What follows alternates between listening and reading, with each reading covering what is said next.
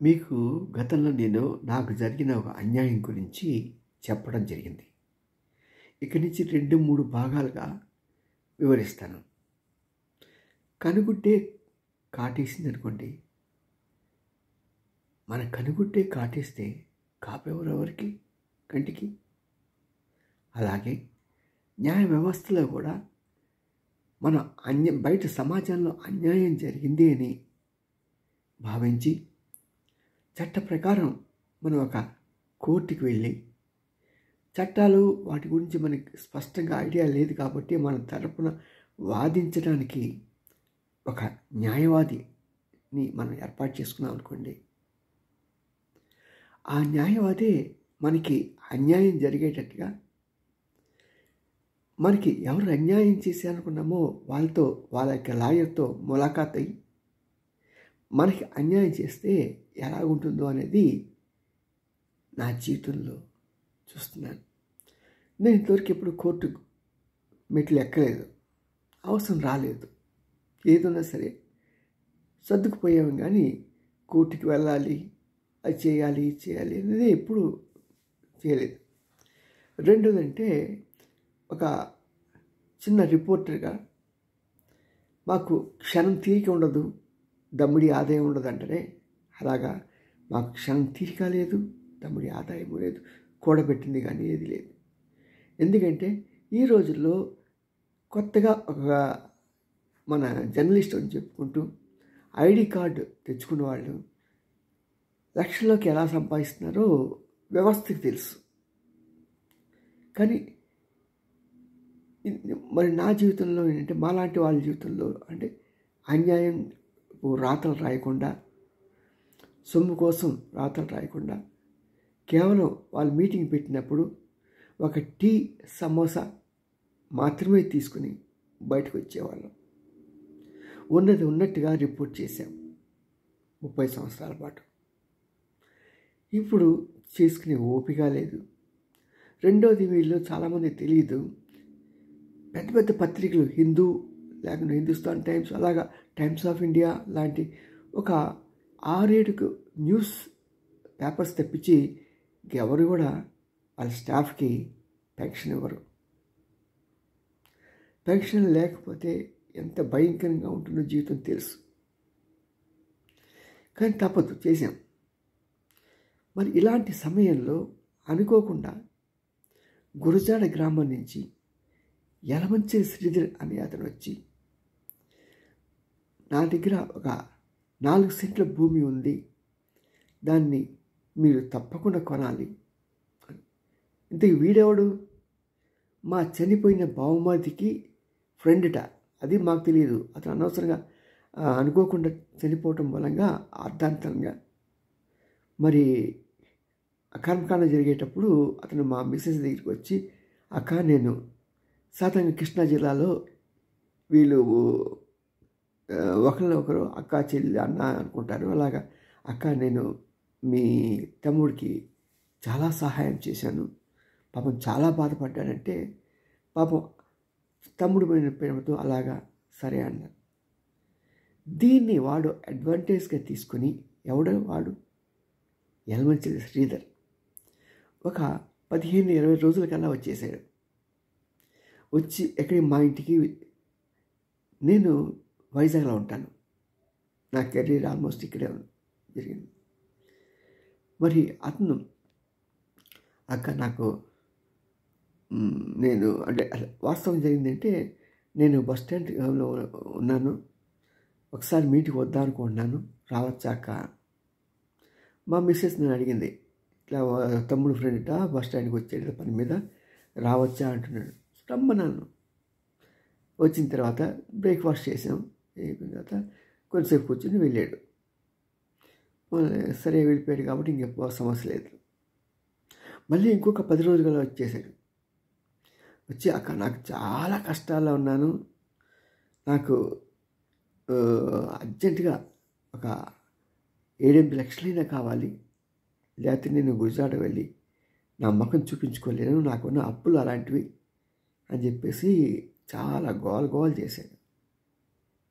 ఒక సామాన్య ఉద్యోగి దగ్గర కేవలం జీతం మీదే ఆధారపడి 2 పిల్లల్ని చదివించుకుంటున్నా నాలాంటి వాడి దగ్గర నేను చెప్పాను, నా బ్యాంక్ బ్యాలెన్స్ చూడు, ఒక 15,000 మాత్రమే ఉంది చిల్లర, ఏమీ లేదు నా దగ్గర, నీకు నేను ఎలాగిస్తానంటే, అది కాదక్క, నీ బంగారం ఉంటుంది కదా, ఆ బంగారం అమ్మేసి కానీ లేకుంటే దాన్ని తాకట్టు పెట్టి కానీ నాకు సర్దుబాటు చెయ్యి, నువ్వు కొను, ఆ స్థలంలో మీరు చక్కగా ఇల్లు కట్టుకోండి.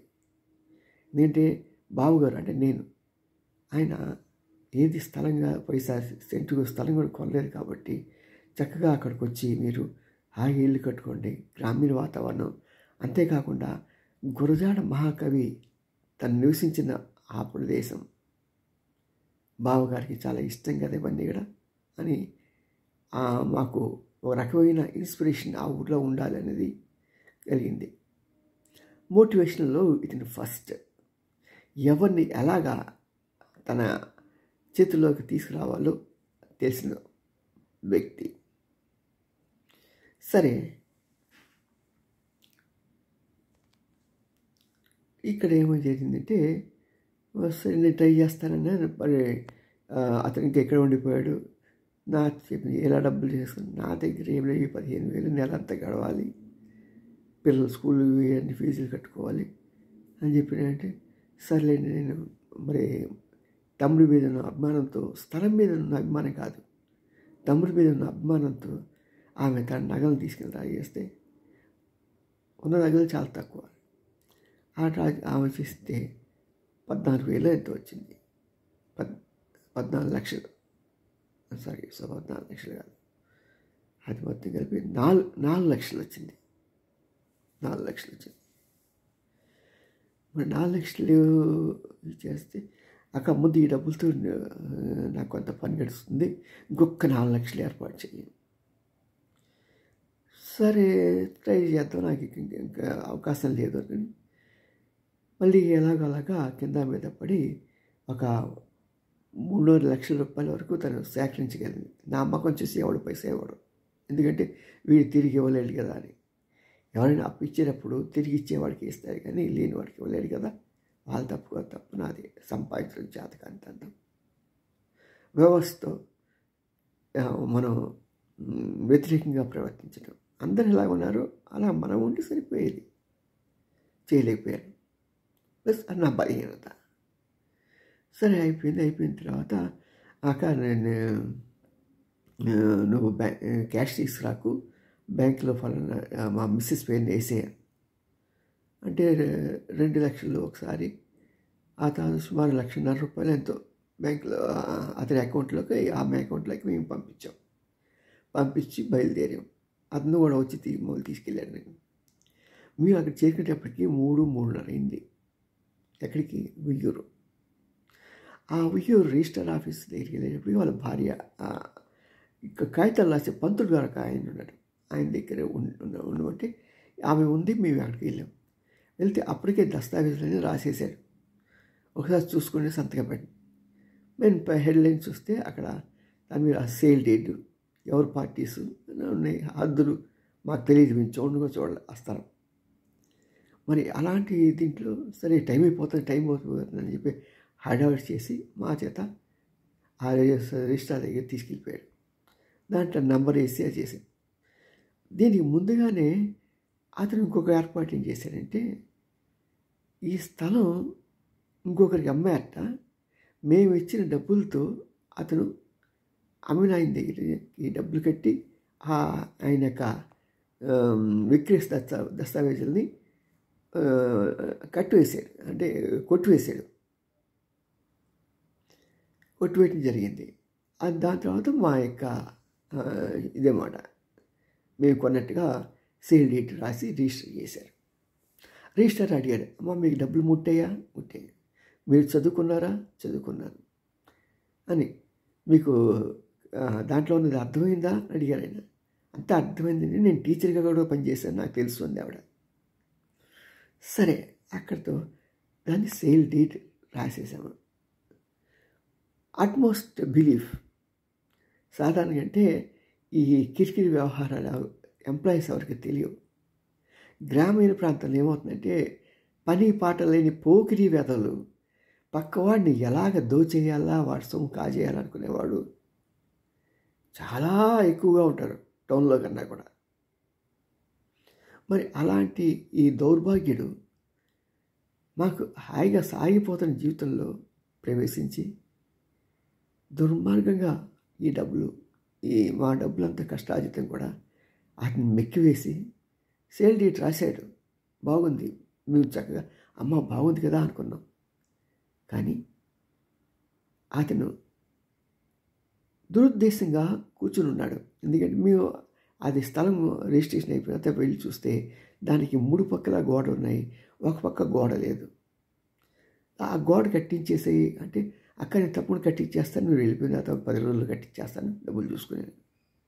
సరే 3-4 సార్లు వెళ్ళాం. సేమ్ ఇది, ఓపెన్ చేయి, నేను ఒక 20-30 వేలు ఇస్తాను, అది నువ్వు కట్టించేసి నీకు డబ్బులు లేవేమో అని అన్నాను. డబ్బులు చక్కగా తీసుకున్నాడు. కట్టించేస్తాను బావగారు రేపటికల్లా అన్నాడు. మేము వచ్చేసాం ఇక్కడికి, వైజాగ్. అది ఉంటున్న ఊరు వైజాగ్. అఫ్కోర్స్ మా ఇద్దరు నేటివ్ ప్లేస్ విజయవాడ అనుకోండి. జాబ్ రీత్యా 30 సంవత్సరాల నుంచి అక్కడే ఉన్నాం మా పిల్లల చదువు కోసం. మరి మేము వచ్చేసిన తర్వాత మాకు కొంతకాలానికి వీడేంటి డబ్బులు తీసుకున్నాడు, ఏదో ఖర్చు చెప్తున్నాడు, మనమే దగ్గర ఉండి కట్టించుకుందాం అని చెప్పేసి మేము వస్తున్నట్టు బాబు రాకండి, నువ్వు ఎలా కట్టించలేవయ్యా, ఆ డబ్బులు వెనక్కి ఇచ్చేసి అని చెప్పేసి మేమంటే అప్పుడు ఆ డబ్బులు 2-3 విడతలుగా పంపించడం జరిగింది. మరి ఇక్కడితో ఇది బ్రేక్ చేద్దామా? ఎందుకంటే ఇది 3-4 సీరియల్స్ ఎపిసోడ్స్గా రావడానికి అవకాశం ఉంది. దీనికి పెద్ద స్టోరీ అర్థం కావాలి కదా. ఒక న్యాయవాది మోసం చేస్తే ఒక సేల్ డీట్ రాసి మా మిసెస్కి చదువు రాదు, టీచర్గా పనిచేసిన ఆవిడకి చదువు రాదంట. దీంట్లో ఏం రాశారో మాకు తెలియదు, మేము సేల్ డీడ్ అనుకోవాలా, మార్టిగేజ్ డీడ్ అనుకున్నాం అని రకరకాలుగా న్యాయవాదుల సహకారంతో అన్యాయం చేసిన ఈ దౌర్భాగ్యుడి కథ ఇంకా ముందుకు వెళ్తుంది. మీరే న్యాయ నిర్ణేతలు. మరి మీరు న్యాయం నిర్ణయించి ఈ యొక్క దాన్ని న్యాయ వ్యవస్థలోకి, ప్రత్యేకంగా Uyyuru sub register office civil కోర్టుకి చేరేటట్లు మీరు చేస్తే నా జీవితంలో ఒక మంచి పని చేసిన వారు అవుతారు. సరేనా? See you. సెకండ్ భాగం రేపు.